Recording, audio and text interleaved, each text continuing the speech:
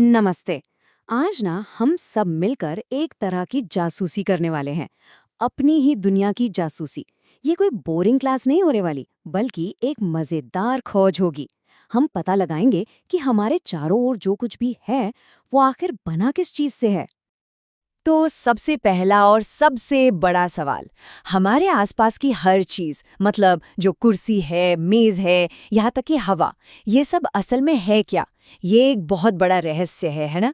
और इसी रहस्य को आज हम सब मिलकर सुलझाने की कोशिश करेंगे। ठीक है, तो चलिए अपनी इस पड़ताल के पहले हिस्से में चलते हैं।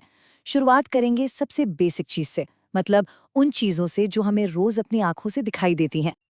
अगर हम अपने आसपास देखें, एक नोटबुक है जो कागज से बनी है, एक पेन है जिसमें प्लास्टिक भी है, धातु भी है, और गिलास, वो कांच का भी हो सकता है, प्लास्टिक का भी, या फिर धातु का भी। तो यहाँ पर एक पैटर्न दिखता है। हर एक वस्तु जो हम देखते हैं वो किसी न किसी बुनियादी सामग्री से बनी है। तो सवाल ये है कि इस बुनियादी चीज को कहते क्या हैं? इसी को हम कहते हैं सामग्री, या अंग्रेजी में कहें तो मटीरियल। और ये शब्द हमारी आज की पूरी पड़ताल में बहुत जरूरी होने वाला है। सीधा सा मतलब है, ये वो चीज है जिससे कोई दूसरी वस्तु बनती है। अब देखिए, दुनिया में तो हजारों तरह की सामग्रियां हैं, तो फिर उन्हें समझा कैसे जाए? सबसे अच्छा तरीका है उन्हें अलग अलग ग्रुप्स में बांटना, मतलब उन्हें व्यवस्थित करना। चलिए देखते हैं कि ये किया कैसे जाता है। इसका ना एक बहुत ही बढ़िया उदाहरण है। कभी किराने की दुकान पर गौर किया है? वहां मसाले एक कोने में होते हैं, दालें और अनाज दूसरे कोने में। ऐसा क्यों?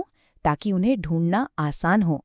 बस ठीक इसी तरह हम सामग्रियों को भी उनके गुणों, उनकी खासियतों के आधार पर ग्रुप्स में बांटते हैं।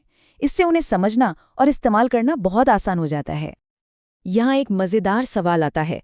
जरा सोचिए, पानी पीने के लिए गिलास कपड़े का क्यों नहीं बनाया जाता? भाई जाहिर सी बात है, क्योंकि कपड़ा तो पानी रोक ही नहीं पाएगा। और बस यहीं से एक बहुत जरूरी बात निकल कर आती है। हम किसी भी काम के लिए कोई भी सामग्री नहीं चुन लेते, हम उसे उसकी खासियत यानी उसके गुणों के आधार पर चुनते हैं।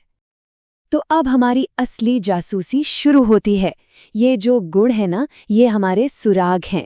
एक डिटेक्टिव की तरह हम एक एक करके इन सुरागों को देखेंगे और पता लगाएंगे कि हर सामग्री हमें अपने बारे में क्या राज बताती है। तो हमारा पहला सुराग है चमक, या लस्टर। कुछ चीजों की अपनी खास चमक होती है ना? जैसे सोना या तांबा, इन्हें हम कहते हैं चमकदार। और वहीं दूसरी तरफ कुछ चीजें हैं जिनकी सतह फीकी होती है, जैसे लकड़ी, ये चमकहीन कहलाती हैं। और हाँ, एक बड़ी दिलचस्प बात यह है कि कुछ धातुएं जैसे लोहा, हवा और नमी के संपर्क में आकर अपनी चमक खो देती हैं, पर अगर उन्हें ताज़ा काटा जाए तो अंदर से वो फिर से चमकने लगती हैं। अच्छा, अब चलते हैं अपने अगले सुराग की तरफ, और वो है कठोरता, मतलब हार्डनेस। कुछ चीजें होती हैं जिन्हें दबाना या उन पर खरोंच लगाना बहुत मुश्किल होता है, जैसे पत्थर। इन्हें हम कहते हैं कठोर। और फिर कुछ चीजें हैं जैसे स्पंज, जो बड़ी आसानी से दब जाती हैं, वो नरम होती हैं। इसे टेस्ट करने का एक बहुत आसान तरीका भी है। किसी चीज को चाबी से खरोच कर देख लीजिए। अब एक और तरीका है सामग्रियों को बांटने का, और वो ये है कि हम उनके आर पार कितना देख सकते हैं। इसमें 3 तरह की चीजें होती हैं। पहली है पारदर्शी, मतलब ट्रांसपेरेंट। इनके आर पार सब कुछ एकदम साफ साफ दिखता है, जैसे कि साफ कांच या पानी। फिर आती हैं पारभासी, या ट्रांसलूसेंट। इनके पार दिखता तो है, लेकिन धुंधला धुंधला, साफ नहीं, जैसे कोई तेल लगा हुआ कागज। और आखिर में है अपारदर्शी, यानी ओपेक। इनके आर पार तो भाई बिल्कुल भी नहीं देखा जा सकता, जैसे कि कोई लकड़ी की दीवार हो या पेड़। चलिए अब अपनी इस जासूसी को थोड़ा और आगे बढ़ाते हैं। अब बारी है कुछ छोटे छोटे लेकिन बहुत काम के एक्सपेरिमेंट्स यानी प्रयोग करने की। शिकंजी तो सबने कभी न कभी बनाई या पी होगी। जब पानी में चीनी और नमक डालते हैं तो क्या होता है? वो घुल जाते हैं, गायब हो जाते हैं, है ना? बस यही हमारा अगला टेस्ट है। हम यही देखने वाले हैं कि अलग अलग चीजें पानी के साथ कैसा बर्ताव करती हैं। और इस टेस्ट के नतीजे भी एकदम सीधे साधे हैं। जो चीजें पानी में पूरी तरह घुल जाती हैं, गायब हो जाती हैं, जैसे चीनी या नमक, उन्हें हम कहते हैं घुलनशील या सॉल्युबल। और जो चीजें नहीं घुलती और पानी में अलग से दिखाई देती रहती हैं, जैसे रेत या चॉक पाउडर, वो कहलाती हैं अघुलनशील या इनसॉल्युबल। ये भी एक बहुत ही ज़रूरी गुण है। अब ज़रा वज़न के बारे में बात करते हैं। सोचिए, अगर 3 एक जैसे कप लिए जाएं, एक में पानी भरे, दूसरे में रेत और तीसरे में कंकड़, कौन सा कप सबसे भारी होगा? जाहिर सी बात है, कंकड़ वाला कप। बस यही चीज़ हमें द्रव्यमान या मास के आइडिया तक ले जाती है।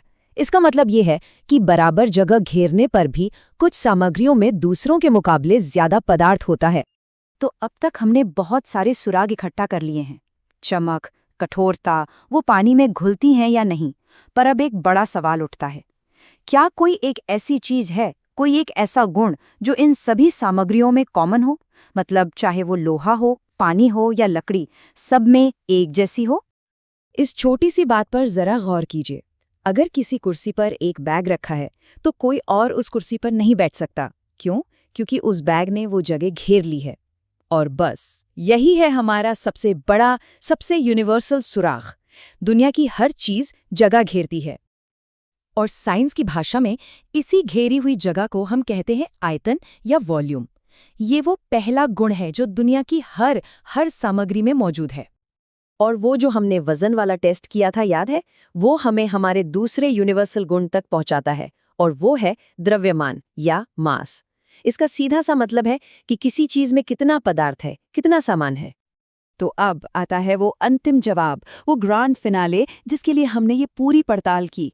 कोई भी चीज, कोई भी जो जगह घेरती हो, यानी जिसका आयतन हो, और जिसमें वजन हो, यानी जिसमें द्रव्यमान हो, उसे हम कहते हैं पदार्थ या मैटर। यही वो एक शब्द है जो हमारे आसपास की हर चीज को एक धागे में पिरोता है। तो इस पूरी खोज का निचोड़ क्या निकला? यही कि जो कुछ भी हम अपने आसपास देखते हैं, महसूस करते हैं या छूते हैं, चाहे वो कितना भी अलग क्यों ना दिखे, वो सब असल में बस एक ही चीज यानी पदार्थ के ही अलग-अलग रूप हैं। और अब जब हम पदार्थ के इस कॉन्सेप्ट को समझ चुके हैं, तो एक सवाल है जिस पर सोचना जरूरी है। प्लास्टिक, जो कि एक इंसान की बनाई हुई सामग्री है, उसने हमारी दुनिया को पूरी तरह से बदल दिया है ना? लेकिन सोचने वाली बात यह है कि ये बदलाव अच्छा है या बुरा? ये एक ऐसा सवाल है जो विज्ञान को सीधे हमारी रोजमर्रा की जिंदगी से जोड़ देता है। इस पर जरूर गौर कीजिएगा।